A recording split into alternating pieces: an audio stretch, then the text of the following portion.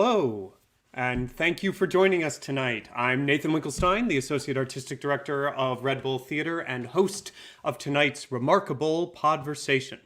For those of you joining us for the first time, these are informal conversations designed to provide insight into how great classical performers approach character and text. Think of it as the conversation that happens after rehearsal at a bar.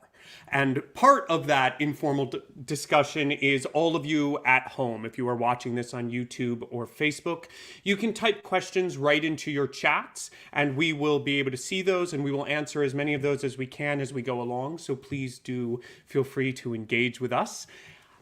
This evening's Podversation will focus on one of Shakespeare's greatest tragedies, Macbeth, and specifically on one of the most fascinating characters in the canon, Lady Macbeth, and the scene with her husband where she screws his courage to the sticking place. Our guest tonight is a rising star of stage and screen. She has starred in the titular role of Troilus and Cressida in Shakespeare in the Park, as well as numerous other Shakespeare productions and classical shows throughout the country, including, of course, as Lady Macbeth in Red Bull Theatre's MAC Beth, the critically acclaimed smash directed by Erica Schmidt that reimagined the famous play as performed by 7 schoolgirls on a grassy knoll.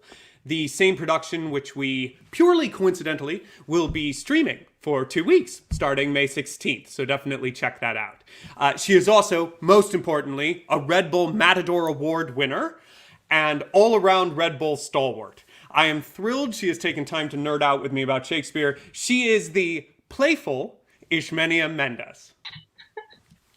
Hi. Hi. I asked you for an adjective, and you gave me one. That very playful intro. Yeah, you are welcome. You are welcome. Thank you so much for joining me tonight, Ismenia. How are you?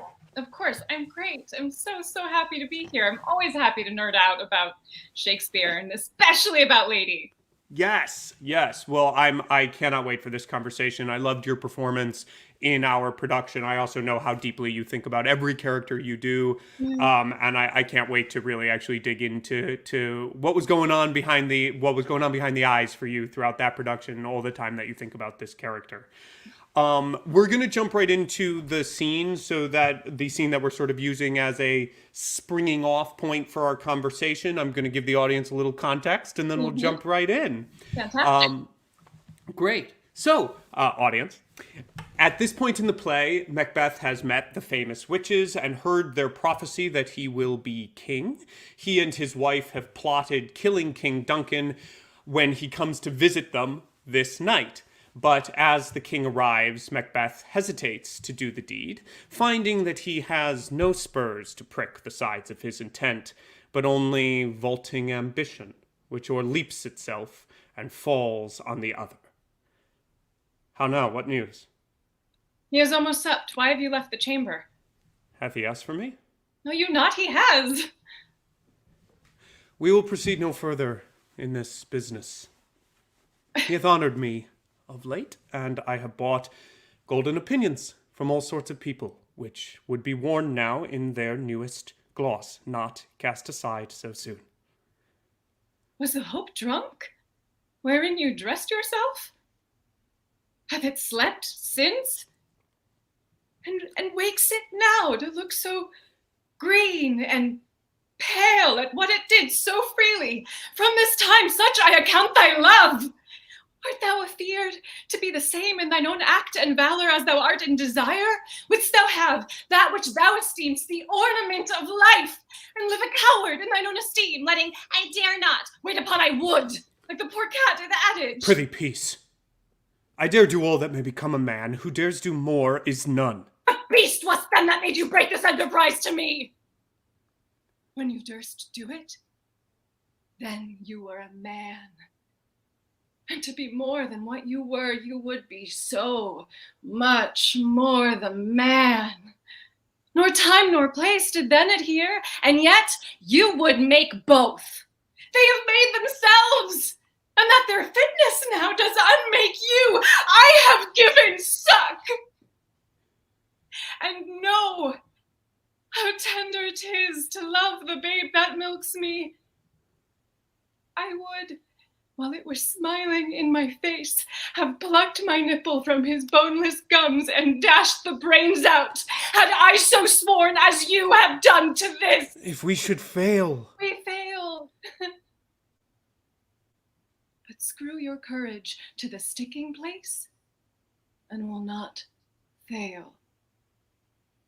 When Duncan is asleep, whereto the rather shall his day's hard journey soundly invite him, his 2 chamberlains will I with wine and wassail so convince that memory, the warder of the brain, shall be a fume, and the receipt of reason a limbeck only. When in swinish sleep their drenched natures lie, as in a death, what cannot you and I perform upon the guarded Duncan? What not put upon his spongy officers, who shall bear the guilt of our great quell?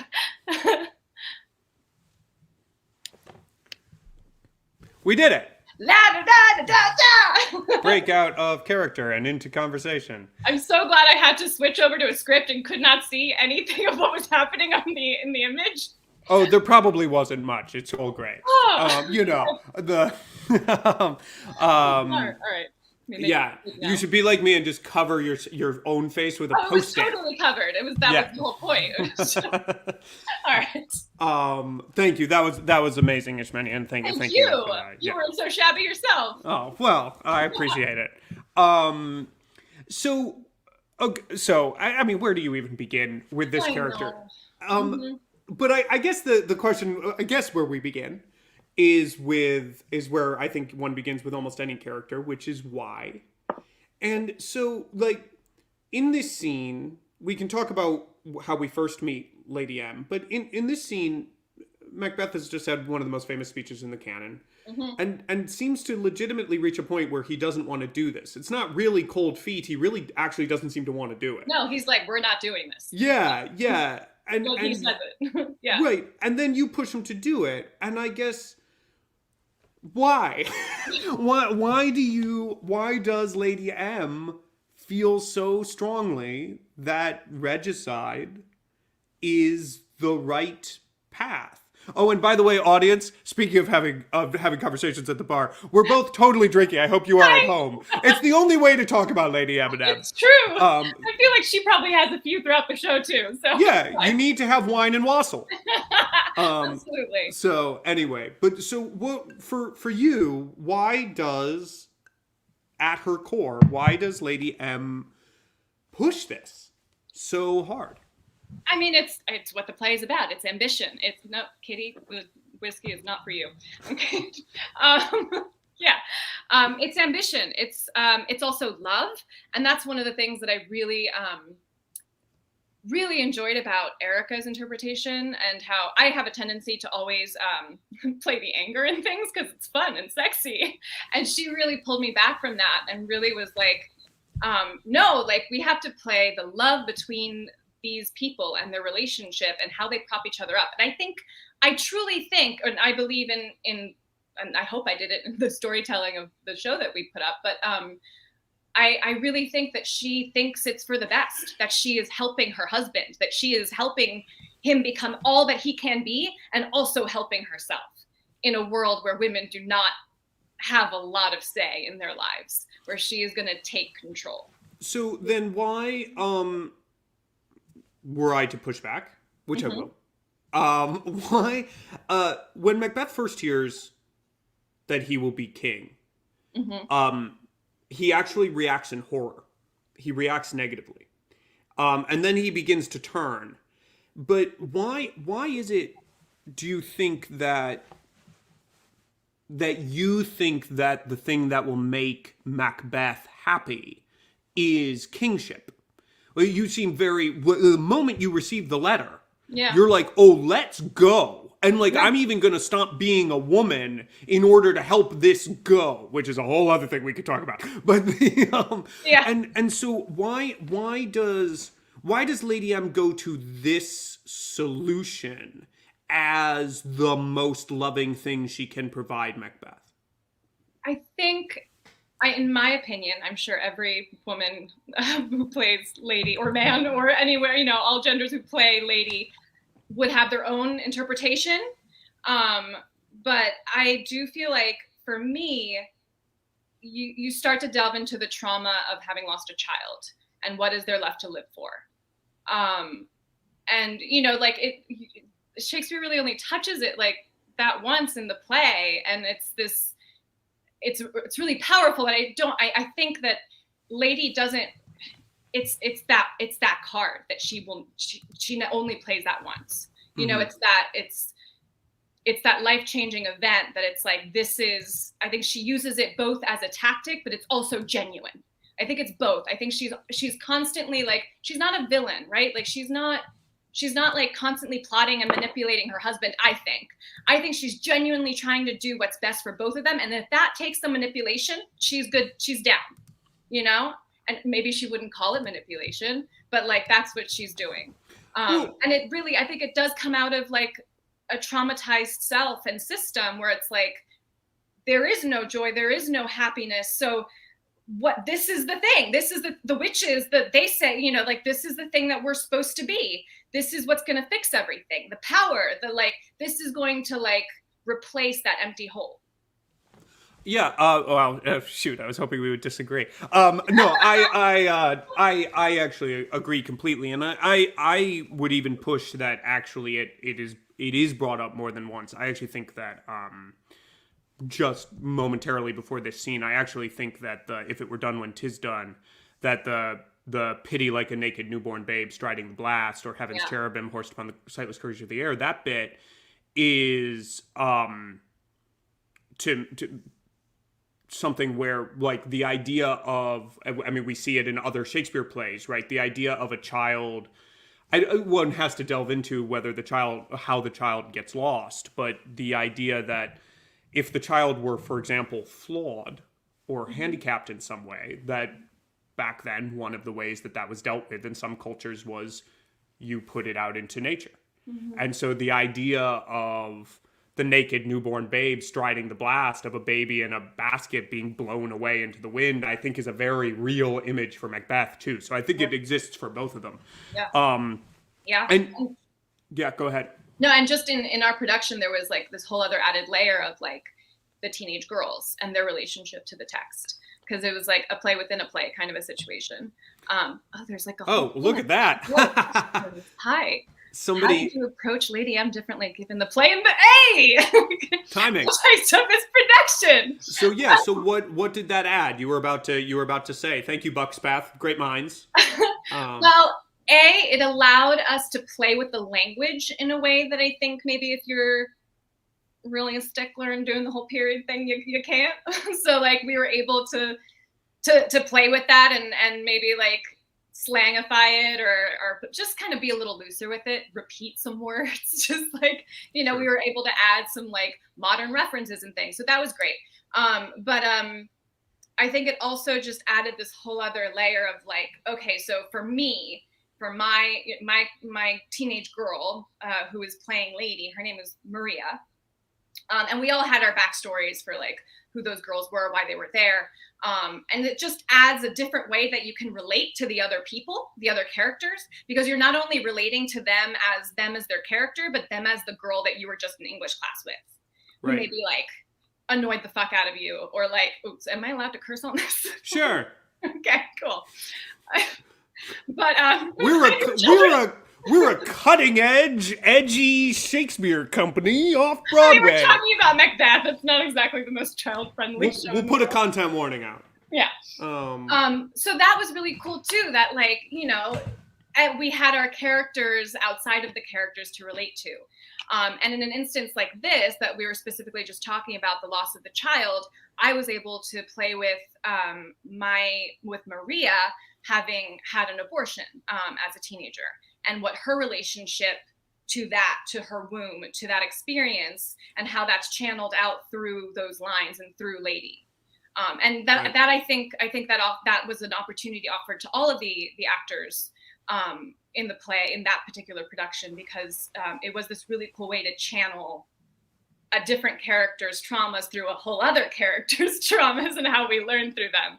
So it was kind of fantastic. Yeah, that is fascinating. I mean, it seems. I don't know why it sometimes feels easier, I think, when we add that additional layer, because of course you could give Lady M that trauma.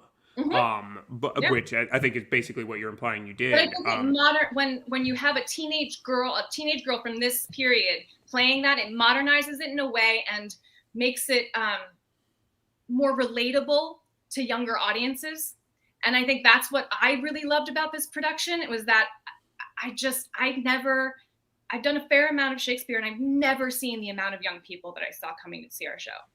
Like, just more than half the audience, just like college students, high school students, and they would come back like 2 or 3 times. Yeah. Like, it was so moving. And I think that's what Erica's production did. It made Shakespeare more accessible, not by dumbing it down, but just by making it more relatable.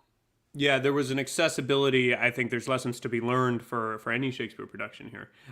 There was an accessibility in, I think, that when we force ourselves to look at something through a lens while also respecting the thing we're looking through the lens, it forces us to be very clear.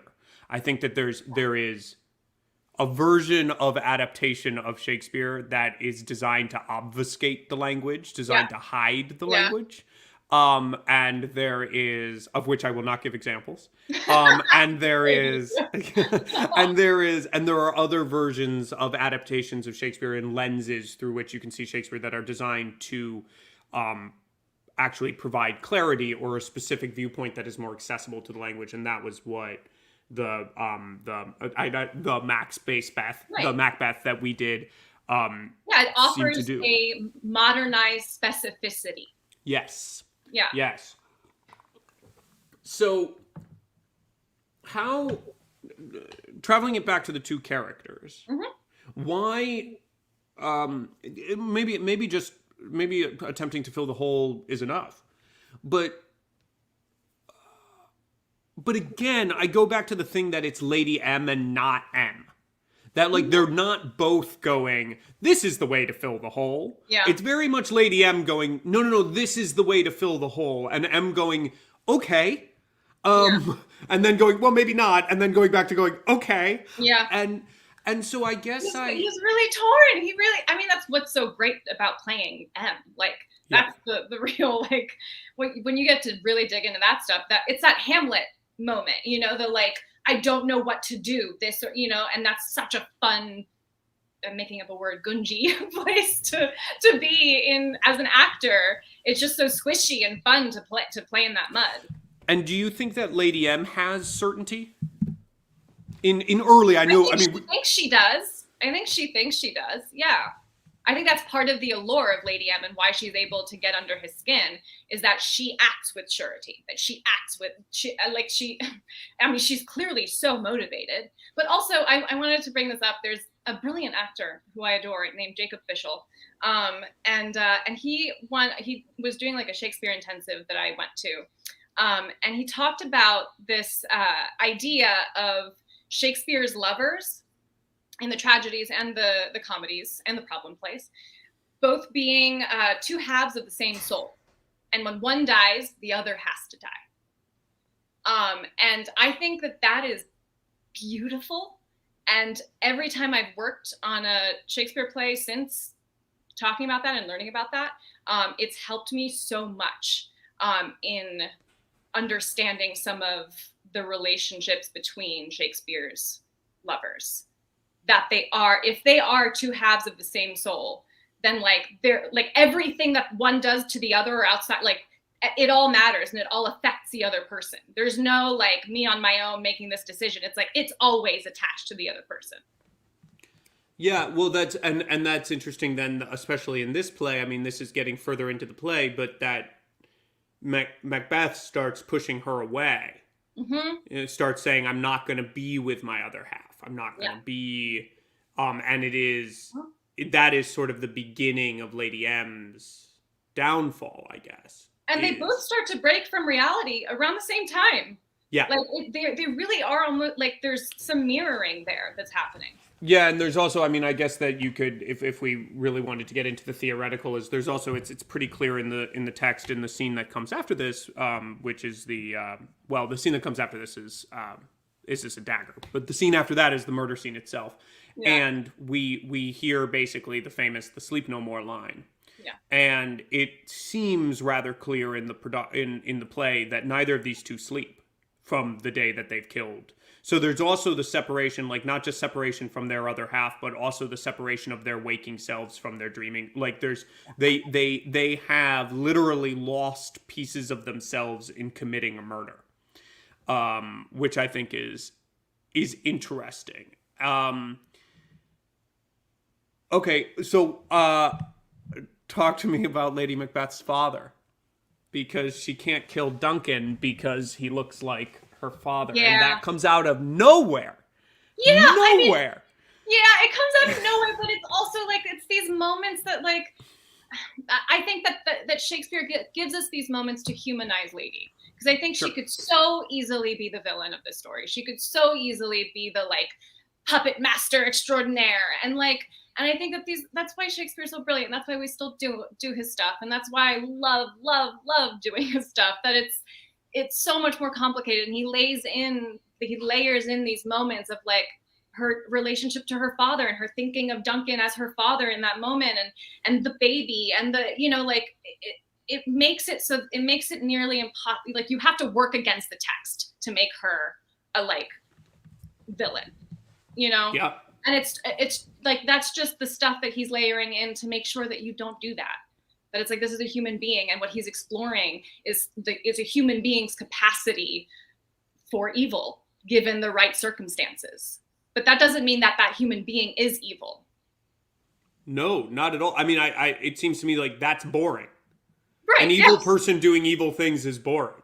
Yeah, which is why it was so great when because it's so much fun to play anger and power, and especially like how often as a woman do you get to play a character that just runs circles around the men, and it's really fun, and you can get a little bit carried away with it, to be honest. Sure. And so it was really, really great to have a director who could pull me back, even though sometimes I got real mad about it, and just be like, hey, no, and that was also another way in which the teenage girl was very useful, because I could always bring it back to this insecure teenager.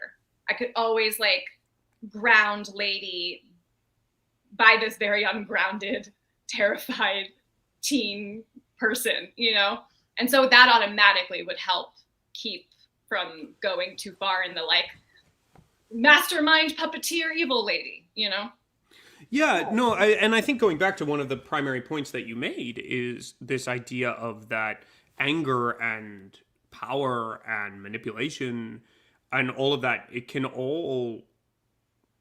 anything is fair game when done in the name of love.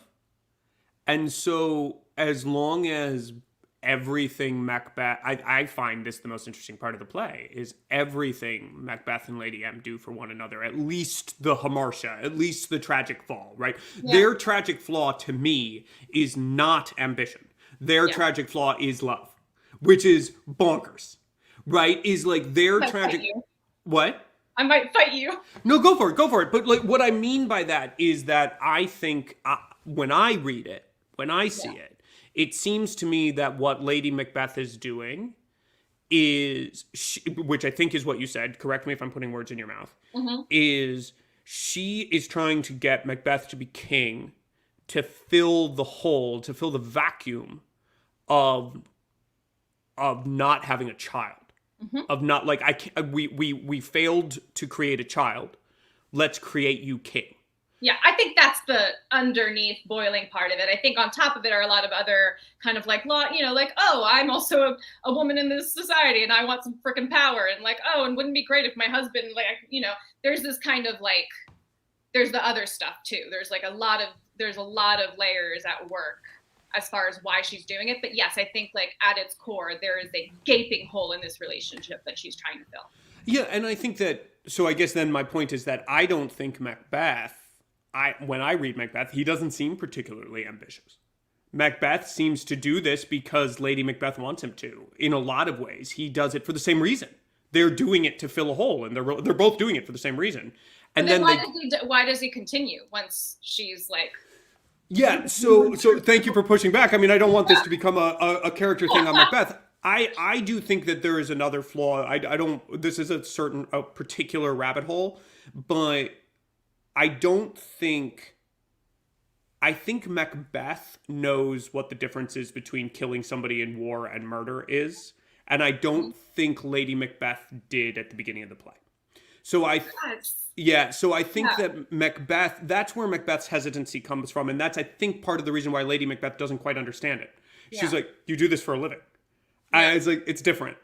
And I think that once Macbeth always saw it, he describes it that way, right? He describes it as jumping the life to come. He describes it as crossing a Rubicon. He sees it as an once that move has been made.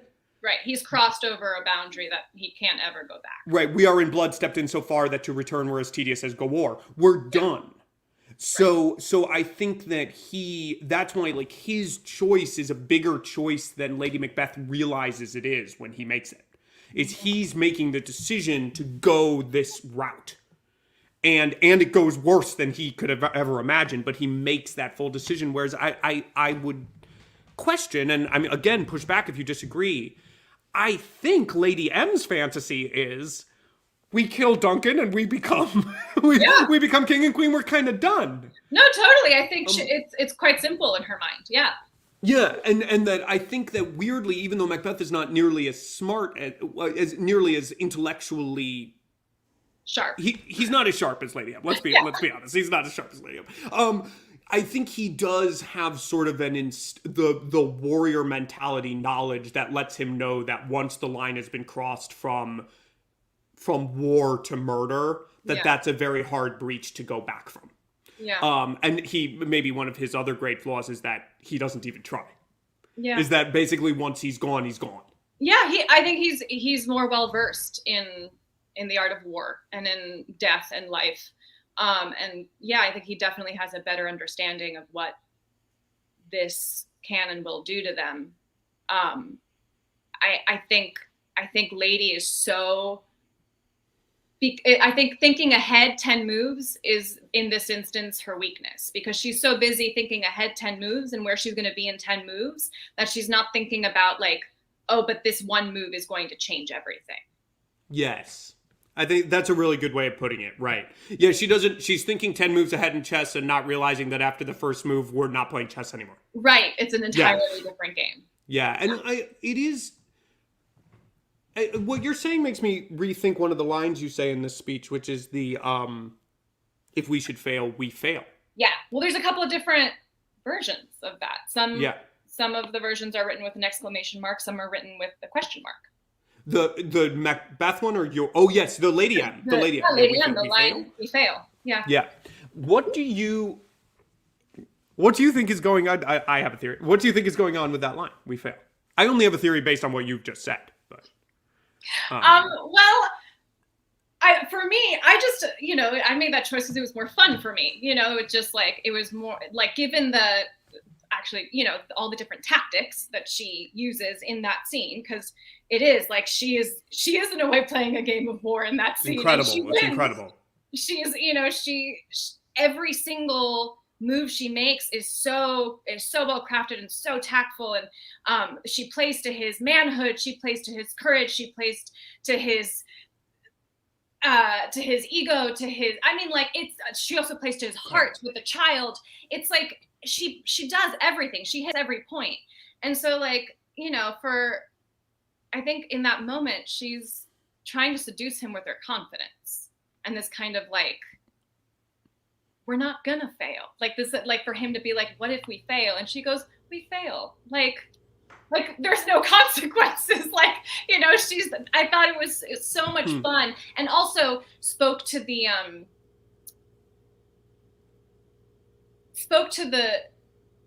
teenager playing the role, that kind of ego. And when you're a teenager, you don't think about your humanity.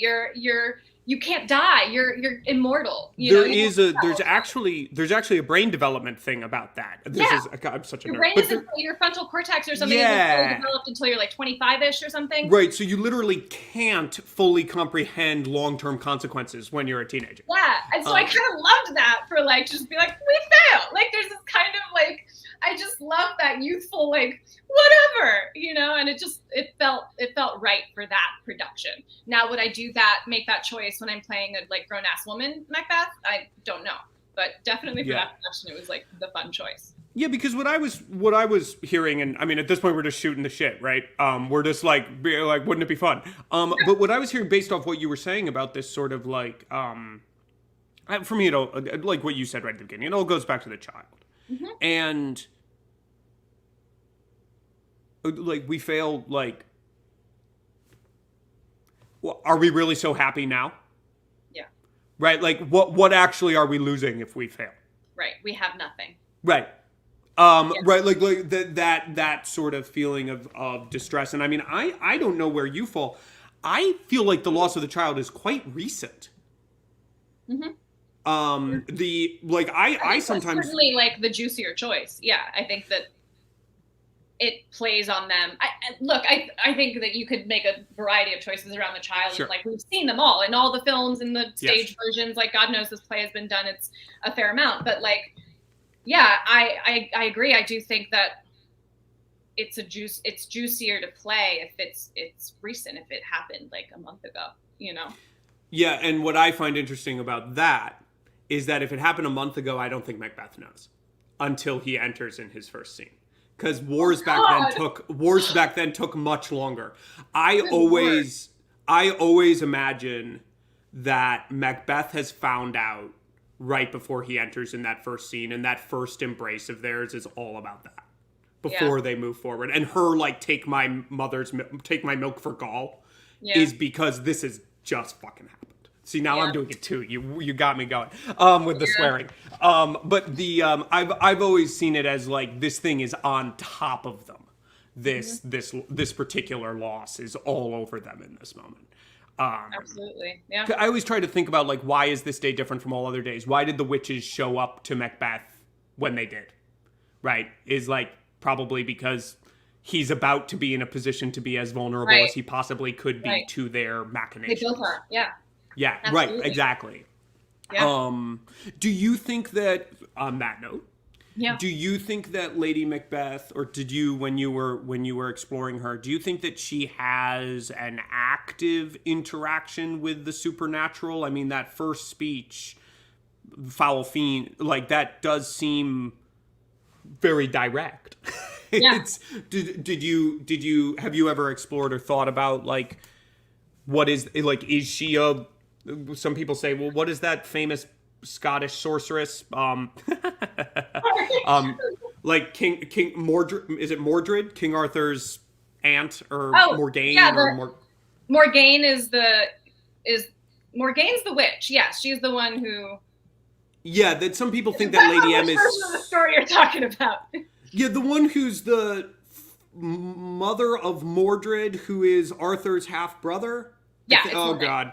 Her. Yes. Like some people think that Lady M is semi-inspired by that character, which like whatever. But do you think that like Lady M has a connection with the supernatural, whatever that means? Look, I think every woman has a connection to the supernatural. We bleed with the moon. Like, sorry, but that's sorry, not sorry. But like, no. I think every person with a uterus has a connection to the moon.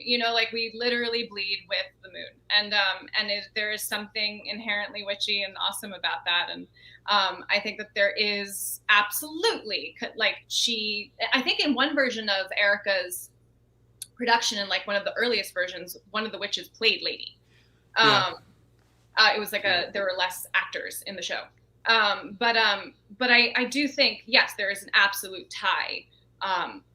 I think that is inherent in her, in that monologue, in a very obvious way. Yeah. But I think throughout, like, there is her otherness. I think it's her otherness more than anything else in the play that connects her to the witches, because there aren't a lot of women in this play. There's so much violence, and there's all this like maleness in this play. And here you have this woman who's caught up in this whole crazy story, but in so many ways she's in charge of the story. But she is like, there is this kind of like otherness to her in that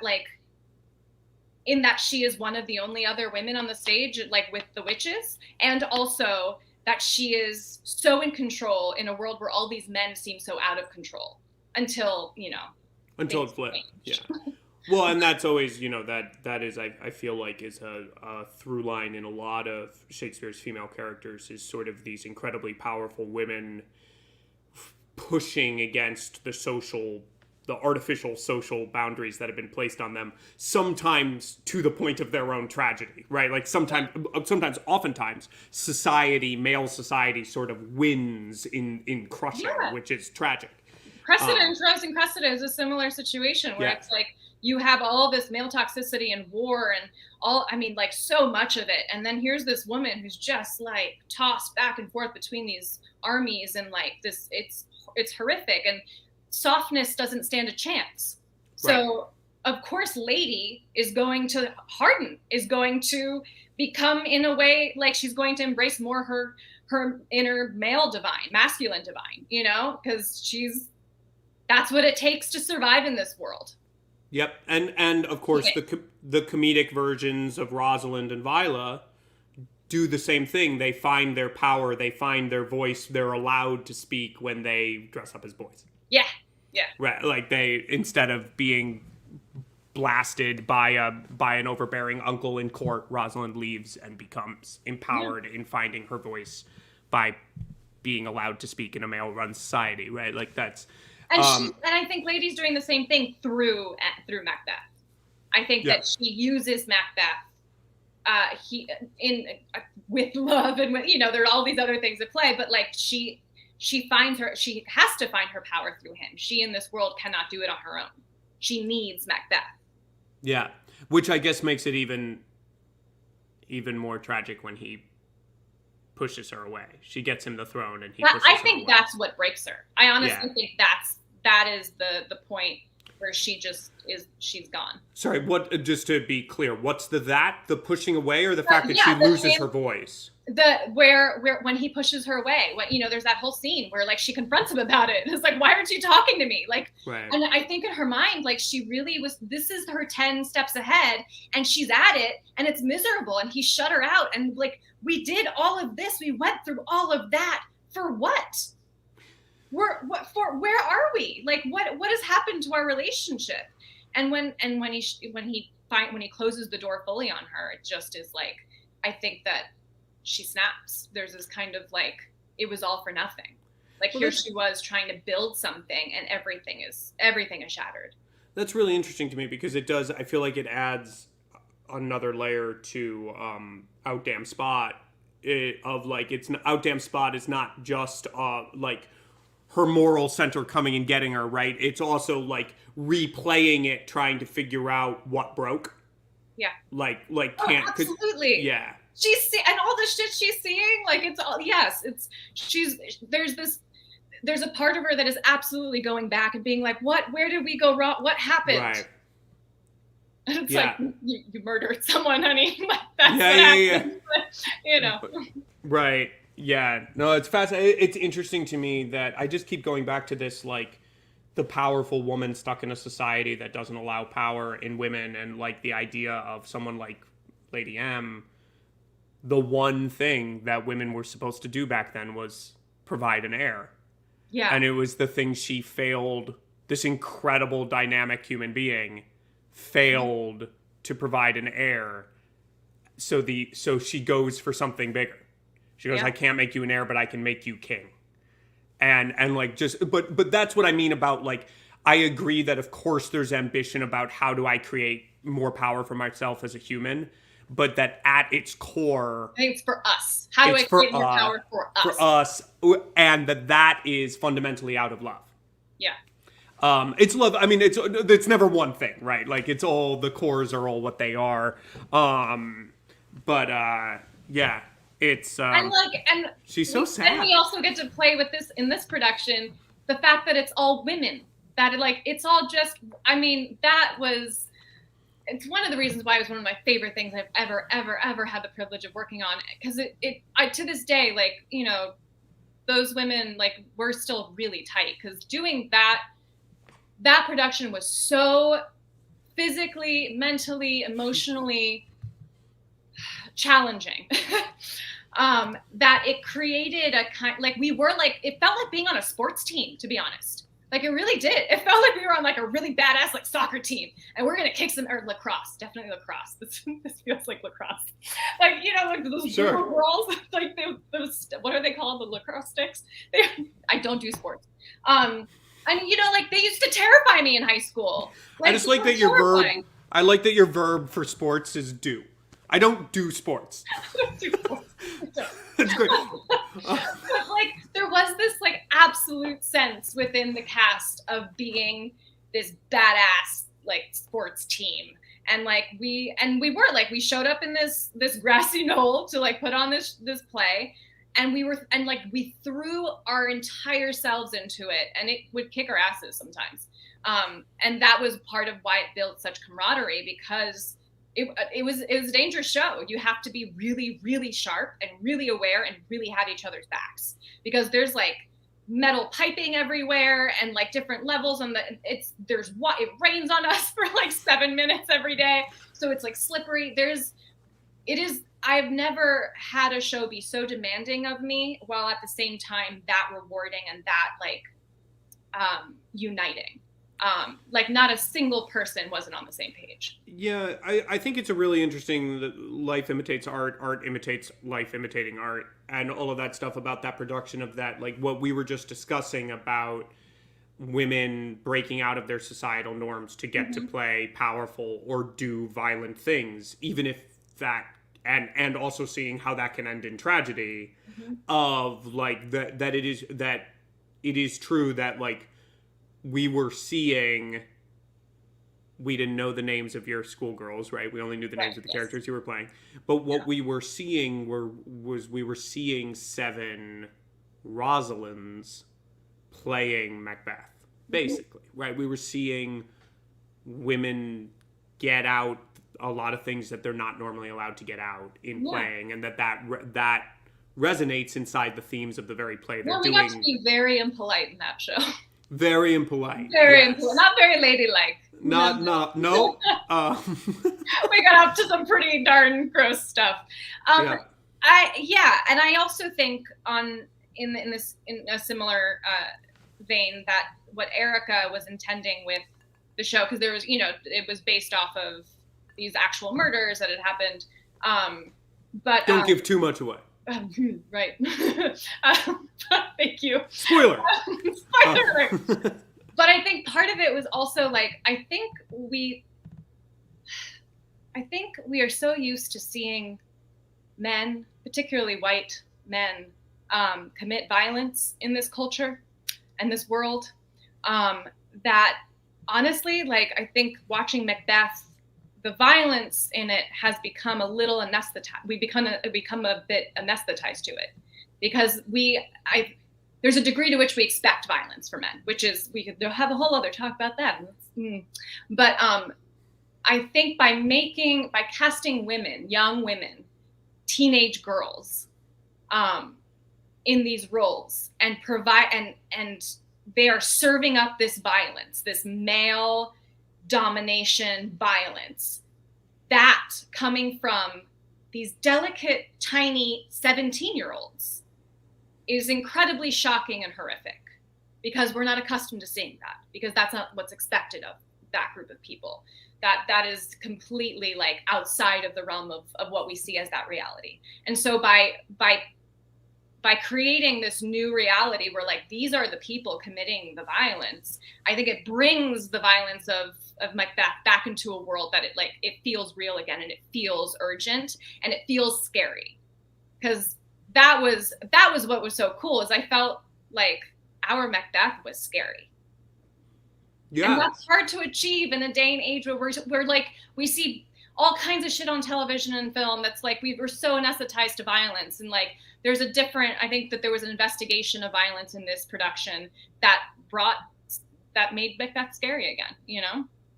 Yeah, I mean I agree. I think it would, I think you put your finger on what's sort of most striking about the production is that you're watching Macbeth, but you're also watching 7 young women. Yes.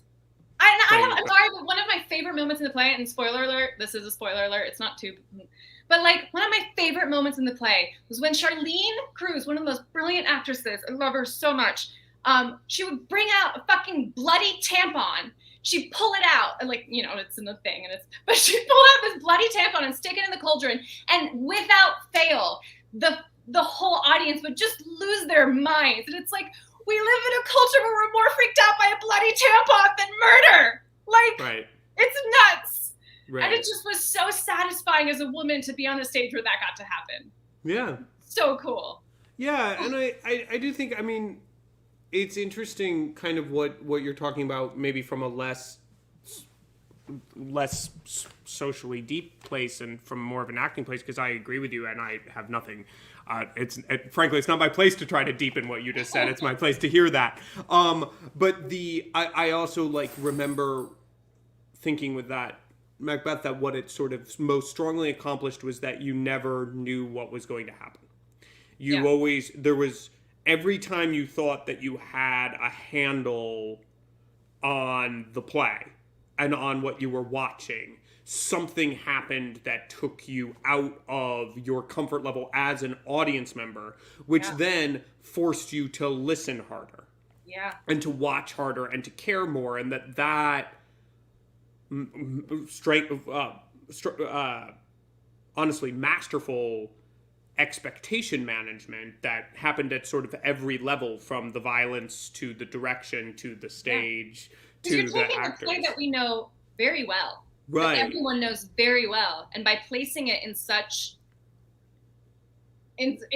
different contexts, it creates a kind of dissonance where like you have to listen differently, and you have to listen because it's none of it is the same. Yeah. And I think that was what that, like, I really do think that it's kind of like that trope about auditions and about how quickly somebody knows if they are interested or not, which I actually think is a yucky trope. Yes. But that's why I describe it as a trope, not a truism. But it does sort of work with shows where, especially with a play that is that well known, in the first 5 minutes, if the audience is like, yeah, I know what this is. Yeah. That you're done. Like, what's the drama? And like, what was great about that play and what has to happen in every production, no matter what the conceit, is you have to be completely true and honest to the spirit of the text while also being new and current and contemporary. There's the rub. There's the rub. I think a lot of directors and a lot of people get caught up in just making it new. Yes. And that's where you get all kinds of wild shit. Or they go the other way and they become totally traditional. Buck's Path is back. Did Erica suggest different themes or intentions from the Lord Tell production versus the Hunter production? A little bit of background here for people who are listening. The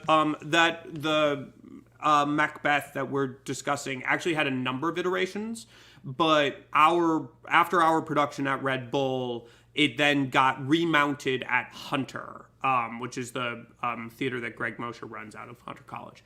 And Ismenia was in both productions. Yeah, a couple of us were in both productions. Yeah. For some people, it like didn't work out schedule-wise, and did Erica suggest different themes or intentions from the Lord Tell production to the? It was less seeking out different themes or intentions, and more like we had different actors, so it changes stuff.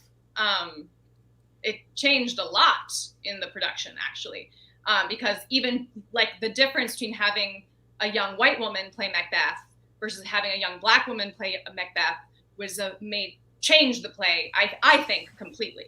Yeah. And I kind of don't want to go into that because I don't want to give any spoilers about the end. Yeah. It's not an 8-minute conversation. No, that's all we got. Not at all. No.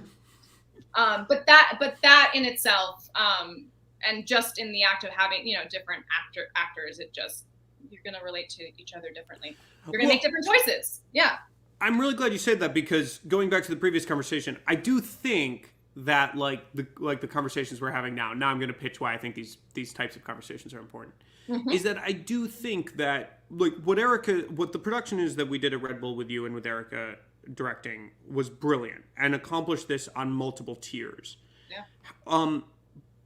I do think that the thing that makes every Macbeth surprising and new and interesting and relevant is trusting what we just talked about, which is finding the humanity of the characters and trusting that a new individual actor playing the humanity of the character will always be new and surprising if you trust that, right? Like, just like you said, is like, it can be exactly the same production and you put a new actor in and the play is new, as long as you're not trying to carbon copy, as long as you're not trying to make the conceit bigger than the reality of the play. Yeah. And that, like, just having somebody like you play Lady M, who is thinking about her humanity and why she makes every choice she makes in a way that makes sense to you, Ismenia, with everything that you bring,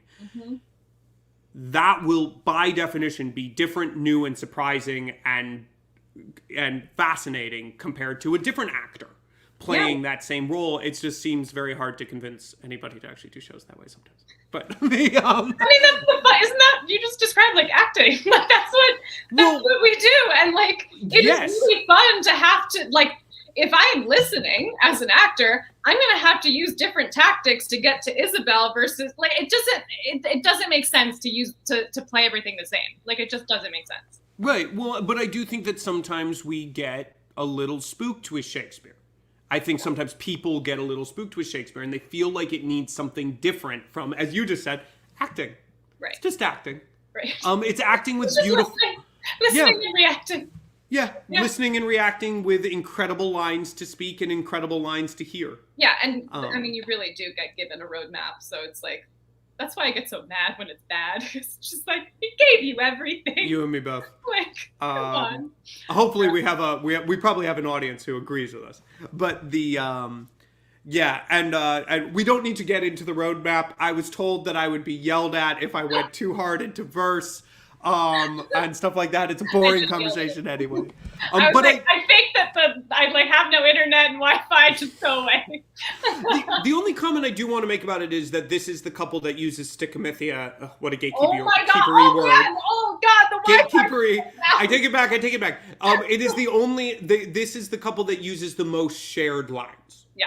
That, like, they really do pick up each other's thoughts. And again, it goes back to that thing of, like, there are two halves of the same soul. And I love that so much, because it just makes it that much harder for those actors playing those roles to just, like, use their ego and go off and craft their own performance. That's the thing, you know, like, you are two halves of the same soul. You have to be there. You have to, like, show up for each other, and you have to be game, you know? Right. Yeah. Well, I think that's a good place to. If any actor is watching this trying to figure out how to play Lady Macbeth, you have to show up for one another and you have to be game. Is pretty solid. It's funny how we go into deep specifics and then we come back out to that's exactly how acting works, right? Like, you write that whole big book of stuff and then you throw it out and you just listen to your partner and you go. Mm-hmm. Yeah, there's that day of the week where you think you suck and you're like, oh, what did I do? And then only 1 week. I'd spend most of my life thinking, well, that's a different conversation. But yes, I think Jessica, our wizard behind the screen, do we have any other questions from the audience before we wrap this up? I think we're good. And yes, I just got it in the comments that we are good. Thank you all for listening. That is all the time we have today. Ismenia, thank you. This was a pleasure. I could talk acting, any Shakespeare character you want, all day long with you. You were amazing in this production, and you were such a wonderful guest today. Thank you. Thank you for having me. This was so much fun. Truly a highlight. Thank you. I look forward to hopefully seeing you soon in person. Yeah. Well, thank you. I'm going to now talk about a bunch of things coming up for Red Bull, so I'll let you go, but thank you so much. Cool. Bye. Thank you.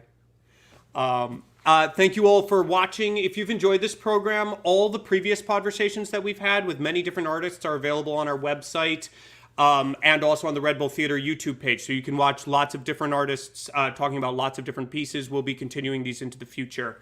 Also, as mentioned, we will be actually streaming this production of Macbeth that Ismenia was in for 2 weeks, starting on the 16th. So please do go to the Red Bull website and find out more about how to watch that. Also, if you are interested in supporting Red Bull Theater and all of this crazy work we do, and I don't know, this cutting edge swearing work we do, we are also having a gala on June 13th, which you can also find more about on our website. We'd love to have you there, and I'd love to meet you face to face if you're a fan of the Podversations and all of that. So please do think about swinging by that.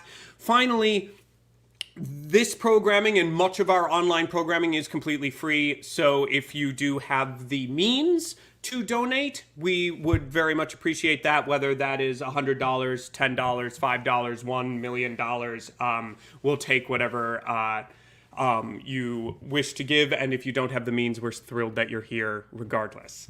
Once more, thank you all. This is the last of these remarkable Podversations until the fall. I'll miss y'all till then, but out, brief candle.